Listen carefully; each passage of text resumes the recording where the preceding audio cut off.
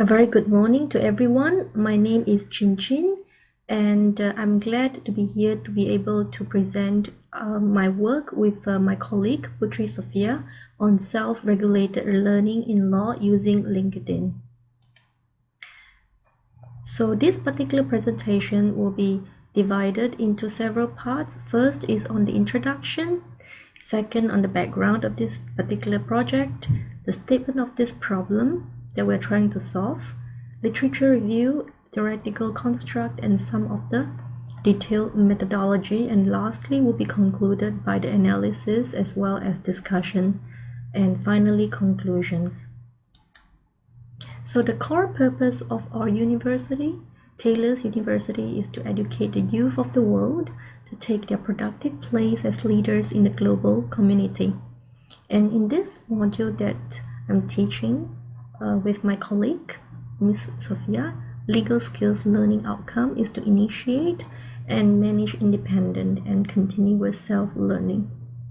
And particularly, the students will have to evaluate their own individual progress in their own research, form judgment exercise, as well as to be able to use reflective practice, which will result in lifetime of personal and professional development in this particular expertise of area of law.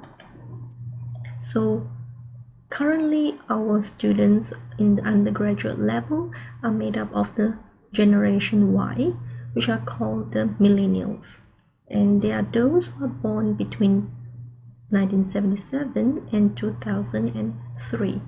In fact, some of our students are already progressing towards Generation Z, which is beyond 2003, and currently they are in the age range of between 18 or 21.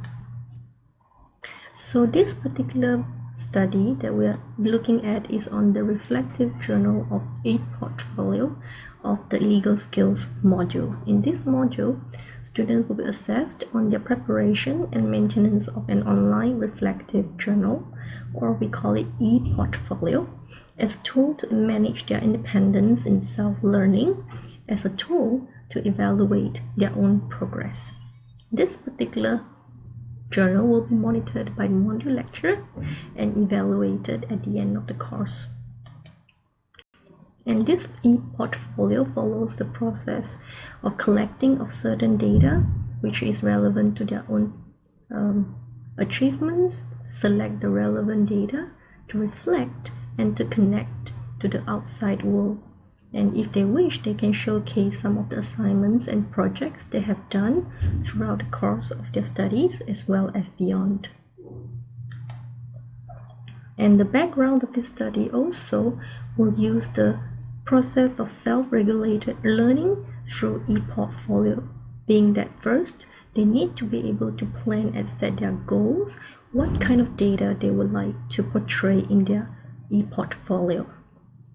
For instance, if they are good in noting or they are actually good in certain areas, such as presentation style, they can showcase it. And they can use certain strategies and to monitor their progress as well as to reflect and adapt based on the information they have actually gathered or they have actually seen from what others have done on the same LinkedIn profile. So prior to the implementation of LinkedIn as e-portfolio, Wix was used as a platform, and some of the problems encountered were lack of standardization or structure, lack of connectivity with the past and present peers, lack of collaboration for future or prospective peers, and lack of visibility for prospective employer or legal firm. And also, most importantly, there is a lack of built-in search engine optimization, which means that through the search engine, their profile could not be located very easily using simple search engines such as Google or other suitable means. So as you can see on this particular table, the one on my left or on your left as well is actually the previous version of ePortfolio using LinkedIn, using Wix. So you can see here the Wix profile here is, if not properly trained, the users are unable to use proper font and proper layout. The one on your right, as you can see here, is a very clean interface where the user can actually input their data in a very straightforward and professional manner. So some of the literature review shows that yes, indeed, e-learning or e-portfolio is a good way to be able to enhance self-regulated learning, and also it's crucial that they are able to use it in a professional way so that it is searchable through the search engine and proper information is actually fed into the portfolio.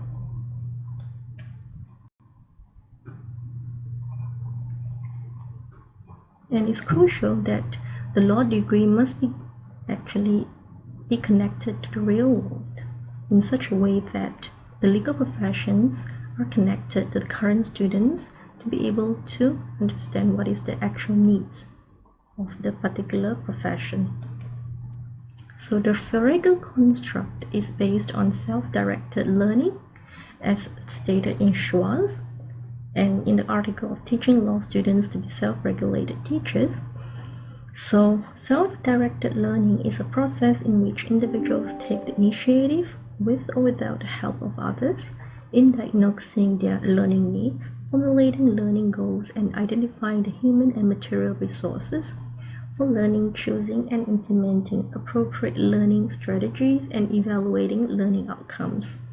So first of all, there has to be certain forethought, meaning the way to set the goal and to have some strategic planning. So for instance, if I'm a law student, my aim will become a lawyer in the future, and of course that will be my goal.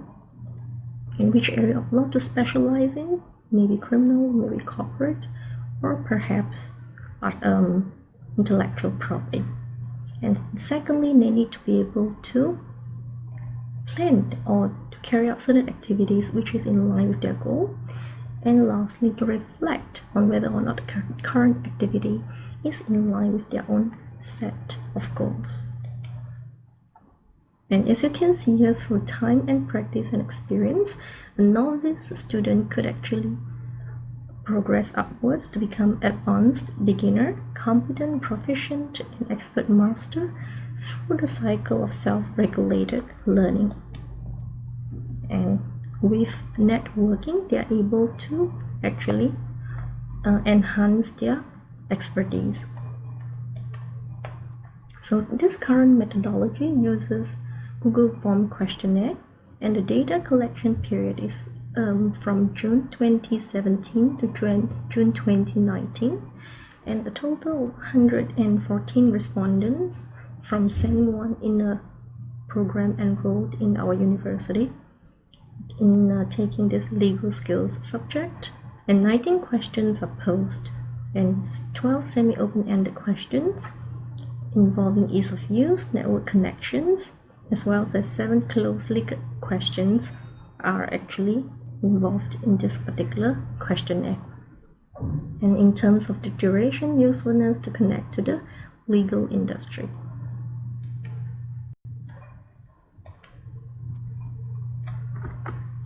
So these are some of the sample questions in terms of the ease of use, days taken, functionality, and the connections they have made. So I'll take a sample of 7 data that have been collected across 3 years periods and make some comments on it.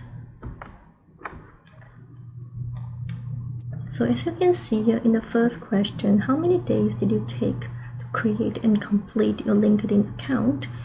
Between 2017, 2018 and 2019, you can see that more than half of the respondents actually take less than 3 days to complete and create the LinkedIn account. So it shows that the usability of it is pretty straightforward and intuitive, and in a way it doesn't take up too much of their learning time on the technicalities of creating an e-portfolio.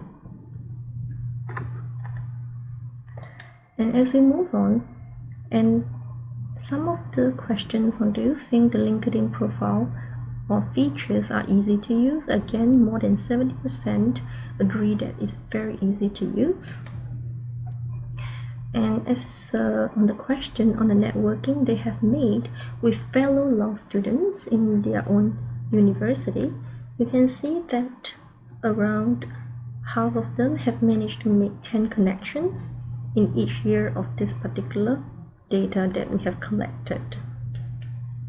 Moving on, the connections they have made with legal profession throughout the years. As you can see here, in 2017, the percentage is higher as compared to 2019, as they have 2 years to be able to continue with their networking.